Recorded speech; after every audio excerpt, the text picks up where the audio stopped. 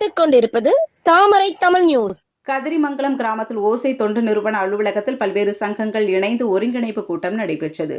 திருப்பத்தூர் மாவட்டம் திருப்பத்தூர் அடுத்த கதிரிமங்கலம் கிராமத்தில் உள்ள ஓசை தொண்டு நிறுவன அலுவலகத்தில் ஓசை தொண்டு நிறுவன தலைவர் சி. விஜி ஏற்பாட்டில் தமிழ்நாடு விவசாய சங்க மாவட்ட செயலாளர் முல்லை தலைமையில் பல்வேறு சங்கங்கள் ஒருங்கிணைந்து தென்பெண்ணை பாலாறு இணைப்பு குறித்து ஒருங்கிணைப்பு கூட்டம் நடைபெற்றது. இந்த கூட்டத்தில் இயற்கை உணவு உற்பத்தியாளர் சங்கம், திருப்பத்தூர் மாவட்ட இயற்கை விவசாயிகள் கூட்டமைப்பு, கோர் தொண்டு நிறுவனம் மற்றும் அனைத்து விவசாயிகள் சங்கத்தினர் கலந்து கொண்டு இந்த ஒருங்கிணைப்பு கூட்டம் நடைபெற்றது. இதில் பல்வேறு தீர்மானங்கள் நிறைவேற்றப்பட்டது.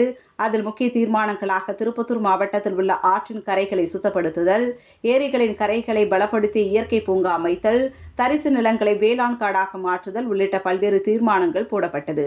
இதில் கோர் தொண்டு நிறுவன தலைவர் அருள், திருப்பத்தூர் இயற்கை விவசாய கூட்டமைப்பு தலைவர் அச்சுதானந்தன் மற்றும் செயலாளர் இமயவர்மன், மதிமுக ஒன்றிய செயலாளர் எஸ். விஜயன் உள்ளிட்ட பலர் கலந்து கொண்டனர்.